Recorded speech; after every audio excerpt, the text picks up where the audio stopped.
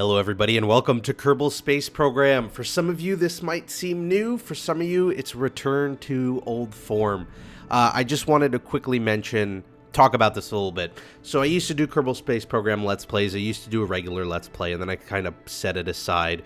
I always thought it was a hard Let's Play to do because I found that, one, I wasn't that great at the game, and two, missions just took way too long. I mean, I could sit there and play for hours, and I felt like people probably didn't want to sit there and watch for hours, and I didn't know how to go about editing it and how to go about doing a week-to-week series, so I sort of stopped, and then time became a big issue. But recently, due to the fact that I've actually had people ask me when I was going to do more Kerbal Space Program, and just the itch for me to play again has come back. I want to start a new series. Now, here's the thing. I can't promise that it'll be a regular weekly series. I don't know when I'll be able to, carve out time to do it, and I still kind of need to figure out how to go about doing this series, which is why I want to depend on you guys, because, you know, I always say that I make these videos for you all, so if there's a way you want me to go about the series, please let me know, and I'll do my best. I think one of the big brick walls I run into whenever I play Kerbal Space Program is just I'm not one of those information sponges where I could just read all the wikis and become super expert at the game. So I get to a natural point where I don't know what I'm doing, but that could be fun. Anyway, it's been a while since I played. We're up to a new version here, 0.23.5. I know it's got the asteroid capture mission, which is based on a NASA mission that's actually in the works. What I wanted to start with, since it's been so long, is I want to start a career mode. Those games career. That doesn't mean that's exactly what it's going to be all the time. Let's do... Oh, I could do a custom one, can't I? Is that a thing I could do? Let's do Orbit. Orbit looks pretty cool. If later it seems that it's better to just do sandbox missions, then maybe I'll switch to that. But I figured this will be a good way to warm up to the game again. It's been quite a while, and I don't know what all the changes are. So let's go ahead and, I guess, start off. It's been a long time since I played. So what do we have here? Research and development, tracking, astronauts, space hangars. That's one I was never good at. So let's do this.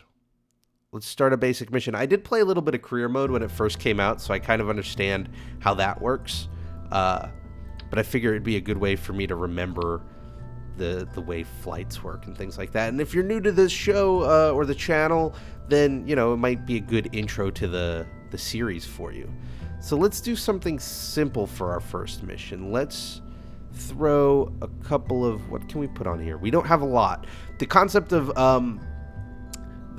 this is that you start off with a very limited number of parts, and then as you complete missions, you gather science points, or I'm not sure how they name the currency, but you essentially earn this currency that you spend on new technology.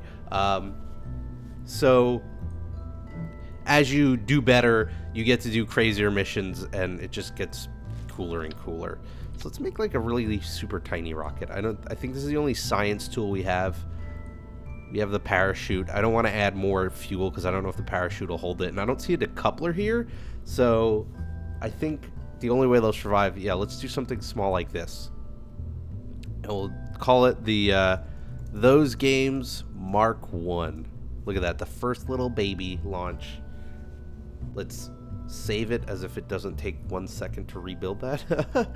And we'll launch. Also, apologies if you hear me sniffling and sneezing. It is allergy season, and it is the worst. Look at that. Little Jeb and a little baby rocket. So I'm holding shift here to raise my throttle up. I don't know if things have changed at all. I'm going to hit T, which turns on my SAS, which tries to keep me on the heading I'm currently pointed at. And we hit space to launch. Oh no! Oh no! I've already messed things up!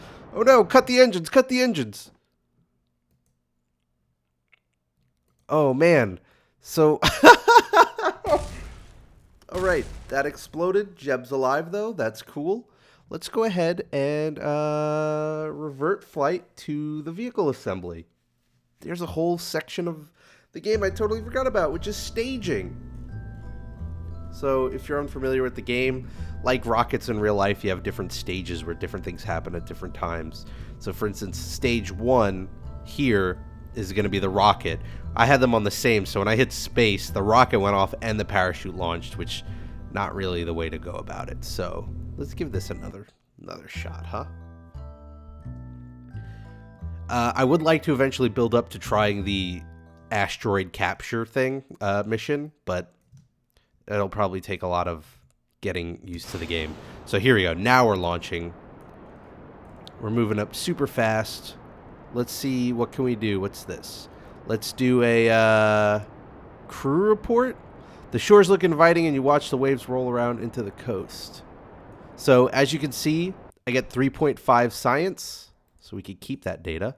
Oh, we're out of fuel, but we're still going up. Let's see if we have any other. Now I could go another crew report. Okay, we haven't gone high enough. So let's just keep the data. And now we can launch.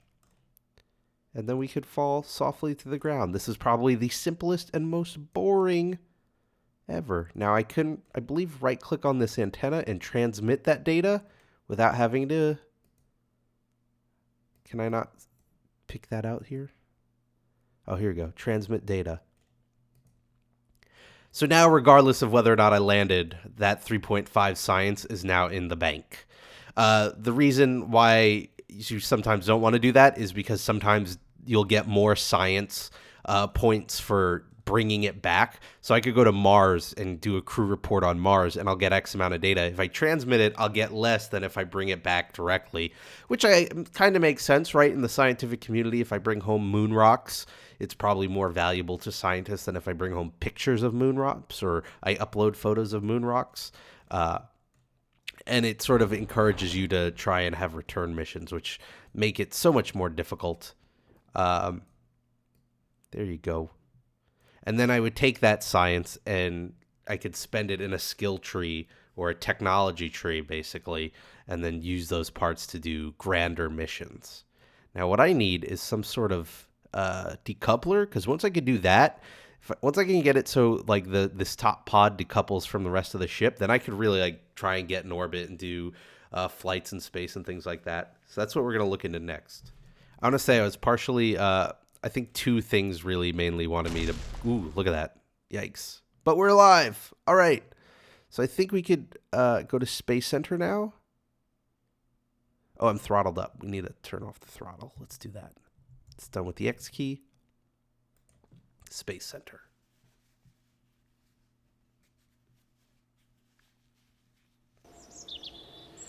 Now, I believe if I go to Tracking Station, this is where I could remotely end it. Yeah, because here's the lander. So now I could recover that. Yes. And I get extra science for recovering a vessel. So I have 5 science. Perfect. So now I have a little more science to work with. So let's go ahead and go check out the technology tree. I realize for some of you more veteran players, this is probably really boring. I apologize. But like I said, I need to get caught back up to speed, and there might be new people here. So here we go. A bigger fuel tank, a smaller fuel tank, a goo containment unit, which I believe is used to generate science, and then the decoupler, which is what we really needed, and it just required starting, so grabbed it. What do we have? We have a smaller engine, a landing strut, and a radial parachute. We've got a nose cone, a winglet, and a radial decoupler.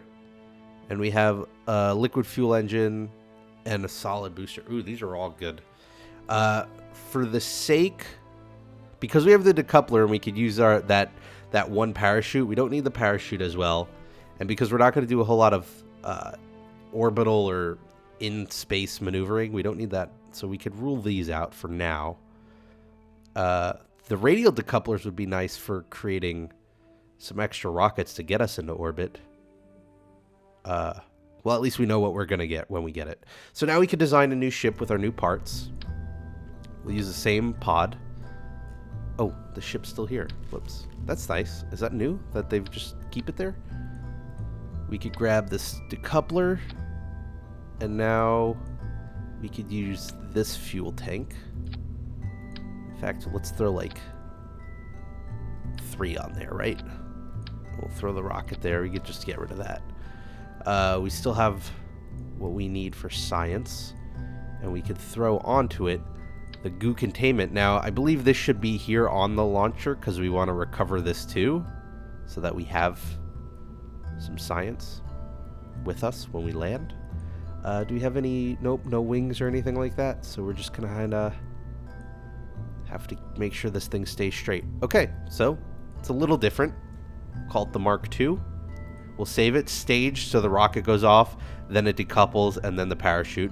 We could kind of link these two together if we really wanted, but I like having more stages just because it's cooler. As I was mentioning before, I was sort of inspired by 2 different things to get back into this. One of them was this awesome couple who are fans of mine and of the channel were asking on Facebook on, you know, when I was going to do more because they loved watching it. And I always felt bad because this is a game I genuinely really love and love to play, but it's a very time-consuming game, and trying to do 7 videos a week on my other channel sort of fights for my time. So I never had the time to sit down and do something regularly. I'm going to try and do this regularly, but like I said, this will be more of a when I have the free time sort of deal. The other thing was just reading about SpaceX. They just recently successfully tested the landing of the first stage of a rocket. I don't have all the specifics because I read it over the weekend while I was away.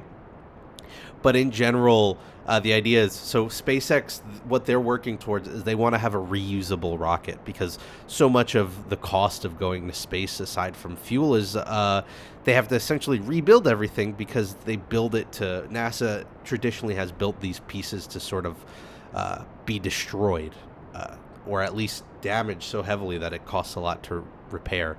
Let's go ahead and turn 90 degrees now that we're at 10,000 meters. This will at least put us in some sort of... It'll still probably not be an orbital trajectory. Now, if we do a crew report from this high up, what do we get? Same thing, and now we get 0 science because we've already done it, and that's a good way of making sure you're not just spamming the same easy things over and over again. I don't think this is going to be enough to get into space, that's for sure. But let's see, when we run out of fuel... Ooh, actually, let's cut this off. I mean, we're going to have enough to go at 100,000 meters, or roughly. I don't think we'll have enough to make an orbit with the fuel we've got, but we'll be out of the atmosphere, and so we'll be able to get a different crew report. Anyway, going back to what I was saying, so what SpaceX is doing is they want a reusable rocket. So after it breaks off, you know, in NASA, the rockets will break off, and then they fall in the ocean, and the salt water does a lot of corrosive damage. And then they have to repair it and set it up to use again. What they want is a rocket that will actually save a little bit of fuel left and then land itself back by SpaceX headquarters so that they can refuel it and reuse it again. And they believe that that would lower the cost of space travel tremendously. And so they just did a test, and they didn't land on land. They were sort of worried about any potential damage it could have done if it went wrong, so they landed it in the ocean, but it landed upright. So theoretically, if they had done it over land, it would have been successful, and they would have had a perfectly reusable rocket, which was big news. And just reading about it was very exciting to me and made me want to play this game more. So let's go ahead and fire this up.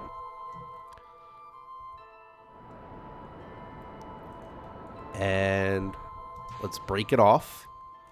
Now let's go ahead and do things. So we have the goo. Let's observe mystery goo in space.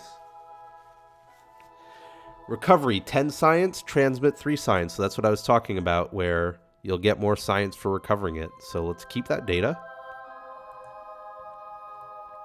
I think this is as high as we're going to go. Oh, we'll go a little higher. We're already out of the atmosphere. And let's do a crew report. 5 science. Let's keep that. And then I believe what we can also do is an EVA. And I believe I could do an EVA report. That's worth 8 science. So we're going to keep that data. And then we could just get right back in, because I'm afraid for him. And then we'll flip it around, and then we have a natural path to land in the ocean, and all should go well.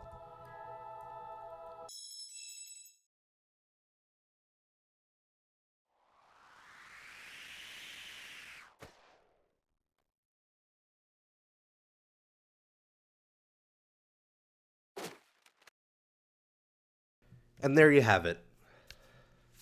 Another successful mission. I could have transmitted this, gotten less science, but we're going to get far more now by going to the Space Center. Why can't I do that? I'm moving over the surface, so let's cancel. Are we still moving? Okay, Space Center. Good. So let's go recover that flight. Get all that science. See how much that is in total. Splash down. Recover. Yes. 5 for that. 8, 10, and 8. 34 science. That's great. Too short of what we need to unlock 2 of those tiers of tech, but well, that's fine. One will be enough to sort of allow us to do more. In fact, I believe if we go with this, which is what we were looking at, the radial decoupler will allow us to put more rockets on the side and do more stages so we could do an orbit, and then we could probably get more science out of that. Now, if any of these tools had science tools, I would be totally getting that. But sort of like how in an RPG, I always go for the power-ups that increase the XP that you get because it'll help you level faster. So let's research that, and then, of course, that unlocks these, and so on and so forth. So I want to thank you for joining me. I want to apologize. It's been so long since I played this game. I still have a lot of fun. You know, I'm sorry if you find it boring because it's sort of the basic stuff, but I feel like I need to get back on the training wheels before I go and ride a mountain bike, so to speak. Hopefully, I'll be able to do greater leaps and bounds through the career mode. If you think career mode's a bad way of going about this, let me know in the comments. Maybe you want me to just do sandbox mode or try different things. Let me know how you would love to see me approach this, and then hopefully there's something I can do that also works with like the schedule so I can, you know, get these videos out more regularly. Thank you for watching. If you want to see some of my other videos, I have other stuff on this channel. I also have another channel called Rob Plays That Game, which is exclusive to Minecraft. I do a lot of cool stuff over there. Have a great week. Whatever you're doing, make the most of it because it makes it that much better. And I will see you next time for the next episode of Kerbal Space Program. Bye, everybody.